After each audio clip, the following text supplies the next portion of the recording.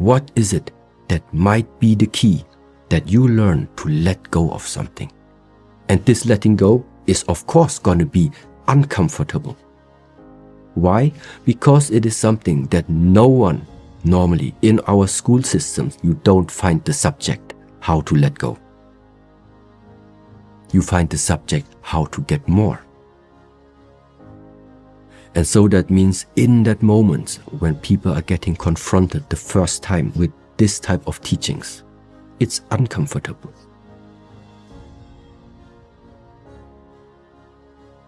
And so someone is always confronted between here, then he's brought down. Then he gets methods how he will build himself up again. Then he gets smashed down again. And so it continues.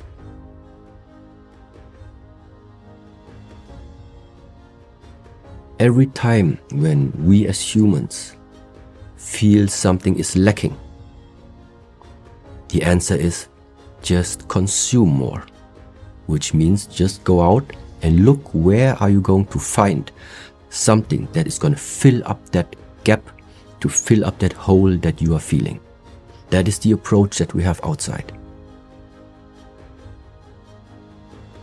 But by observing this type of behavior, I think you can see that no matter how much you consume, no matter how much of these offerings you are taking, you never become full.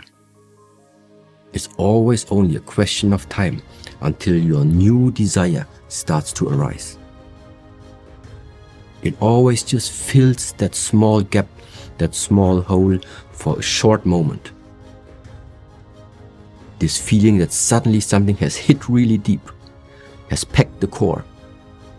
This is the essence of what we call the Zen teachings, the Chan teachings, where the Shaolin Temple belongs into.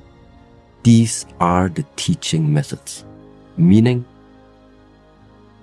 getting out of the comfort zone is part of the process. If I realize somebody already starts to feel like very confident again, very bright, then I know, okay, it's time to shut him down again.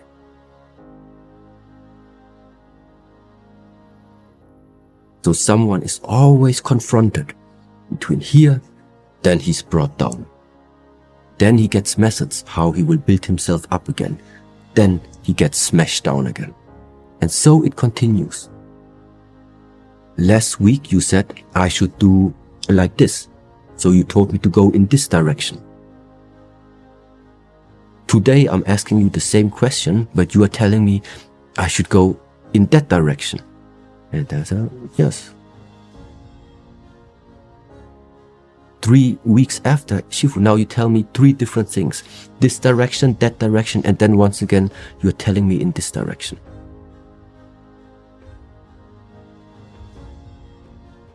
What type of teaching method is that? It is for you to figure out yourself after you have wandered between the different extremes that are existing. First, I push you in that direction. Then you walk. Then I tell you other direction. Then you walk there. Then maybe we change again. Then you walk back there. Until you realize it's not here and it's not here. It's all of that. That's possible. Discovering what type of a person you are, what type of character you are. And just to reset yourself for whatever is going to come afterwards. Passion can often be a scary word, right? You're either thinking to yourself, Jay, I'm passionate about nothing, or you're thinking, Jay, I'm passionate about so many things, I don't even know where to start. Now, whichever end of the spectrum you're on, it's really important to think about passion in this way. The first thing is that purpose is like an adult, right? Finding your purpose is like an adult in terms of growth. Passion is like a teenager, but before you become a teenager, what are you? You're a child. Child is like the interest, and before you're a child, you're a baby. That's curiosity. So at the baby stage of passion, what you first need is curiosity. That curiosity turns into an interest, that interest turns into a passion, that passion turns into a purpose. For so many of us, we get stuck trying to be like, well, what's my passion? It's like saying, well, I should be a teenager before I'm even a baby. Let's first learn to crawl before we learn to walk or run or fly. So when we start that, we ask ourselves, what am I curious about? What could I watch documentaries about forever? What could I get excited about learning forever? What is it that I keep getting up to do even if I fail? What is it that I get motivated to learn about or hear about or read about or watch about even when I don't know so much about it? What are you naturally curious about and drawn towards in your life? That is the birthplace of your passion. It doesn't have to be a passion just yet. It just needs to be a curiosity or an interest. Now, people don't often think of compassion when they're talking about passion or purpose, but the reason why it's important is that your passion has to serve a purpose in the world to become a purpose. But when you use your passion in the service of others, it becomes a purpose. When you add passion to compassion, it becomes a purpose. A passion is something you like, something you're curious about, something you enjoy doing, but when you use that in the service of others, it evolves. When you use it with compassion, and often it's our pain or our compassion in the world that even helps us find our passion.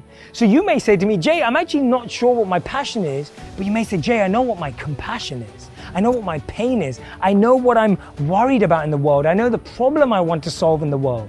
And actually, most of the greatest inventions in the world haven't necessarily come from passions, but they've come from compassion. They've come from wanting to make a change in the world. They've come from wanting to ease people's pain, heal people's problems.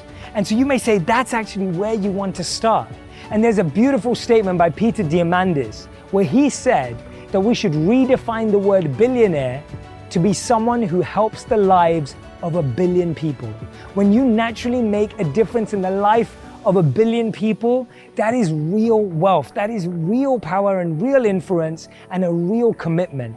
So think about what area in your life do you want to solve? Maybe you're really upset when you drive by people who are homeless or starving. Maybe what really affects you is when you see in the news that there are people in other countries with so many different challenges. Or maybe in your own backyard. Sometimes problems are close, sometimes they're far, but either way, our compassion is a really important part of finding our purpose and our dharma. It's really interlinked with where we want to serve society and where we want to help other people. I'll tell you a true story. A few months ago, I stayed at the Four Seasons in Las Vegas. It is a wonderful hotel. And the reason it's a wonderful hotel is not because of the fancy beds. Any hotel can go and buy a fancy bed. The reason it's a wonderful hotel is because of the people who work there. If you walk past somebody at the Four Seasons and they say hello to you, you get the feeling that they actually wanted to say hello to you. It's not that somebody told them that you have to say hello to all the customers, say hello to all the guests, right? You actually feel that they care. Now, in their lobby, they have a coffee stand. And one afternoon, I went to buy a cup of coffee, and there was a barista by the name of Noah who was serving me. Noah was fantastic. He was friendly and fun, and he was engaging with me, and I had so much fun buying a cup of coffee, I actually think I gave 100% tip, right? He was wonderful.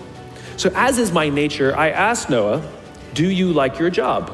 And without skipping a beat, Noah says, I love my job. And so I followed up. I said, what is it that the Four Seasons is doing that would make you say to me, I love my job? And without skipping a beat, Noah said, throughout the day, managers will walk past me and ask me how I'm doing, if there's anything that I need to do my job better. He said, not just my manager, any manager. And then he said something magical. He says, I also work at Caesar's Palace.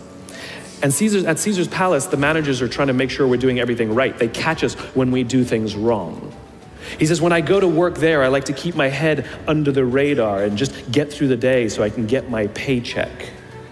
He says, here at the Four Seasons, I feel I can be myself. Same person, entirely a different experience from the customer who will engage with Noah.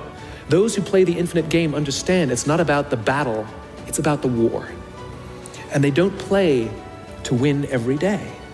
And they frustrate their competition until their competition drops out of the game. Every single bankruptcy, almost every merger and acquisition is basically a company saying we no longer have the will or the resources to continue to play, and we have no choice to either drop out of the game or merge our resources with another player so that we can stay in the game. That's what that is.